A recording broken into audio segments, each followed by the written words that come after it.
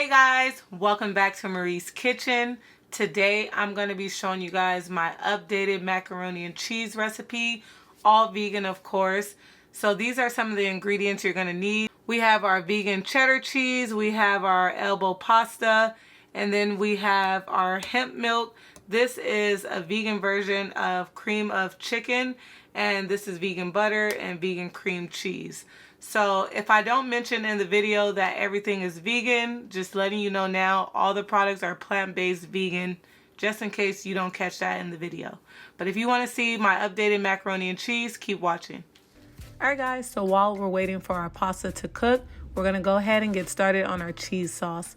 I'm taking the Earth Balance plant-based butter, and we're taking a whole stick of butter and melting that down, and you're going to wait till that melts down completely.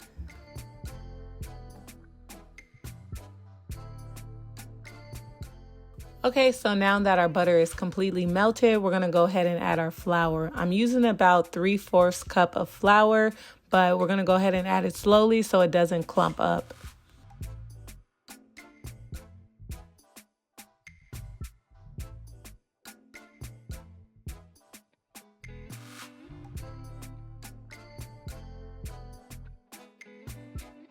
Once you add all your flour, you're going to go ahead and cook this on low medium for about 2 to 3 minutes just to cook out the raw flour taste.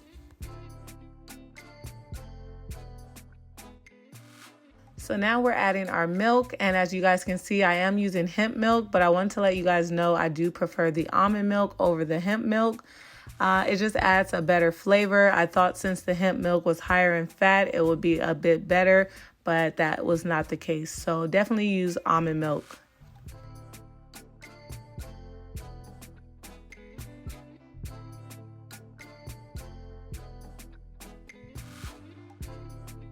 Mix this up together until it's well combined. I did add a bit more milk just to thin it out a tad bit, but once it thickens up a little bit more, go ahead and add your seasonings.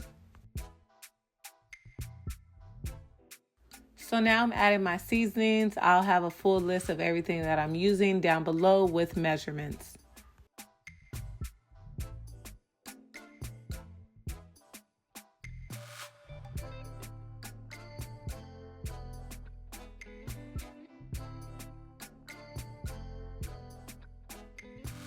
Okay, so now we're going to be adding our cheeses. I'm taking this cream cheese from Kite Hill, which is one of my favorite vegan brands. This adds a richness to the sauce. And then next, I'm going to be taking cream of chicken, which is veganized. This is actually homemade. So I'm going to leave the full recipe down below for you. So I also wanted to mention that the vegan cream of chicken is totally optional. It adds like a depth of flavor and a little bit of a saltiness. But if you do want to try it out, like I said, I will have it listed down below.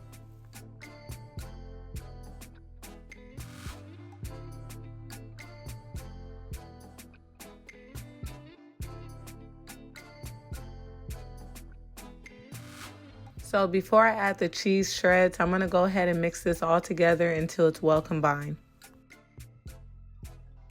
So now moving on to the vegan cheese shreds, I'm taking the Life cheddar shreds, and I'm also going to be taking a little bit of the Daiya cheese mozzarella shreds. I do prefer the Life mozzarella shreds, but I actually ran out, just so you know.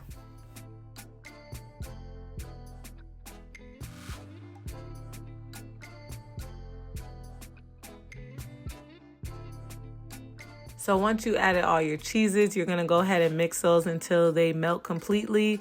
A trick that worked for me was putting a lid over the pot, helping the cheese to melt a little better.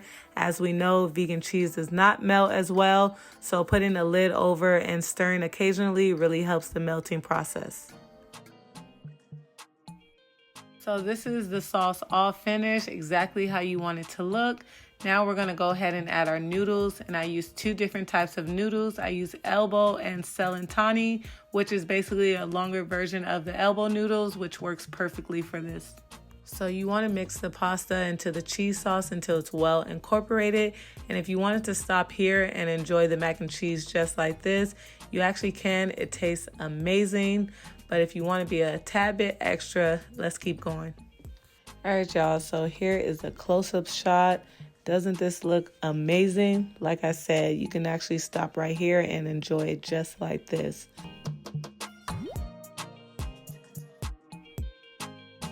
So now moving on to the baking process, you're gonna go ahead and throw your mac and cheese into a baking dish, and then we're gonna top it with some more cheddar shreds.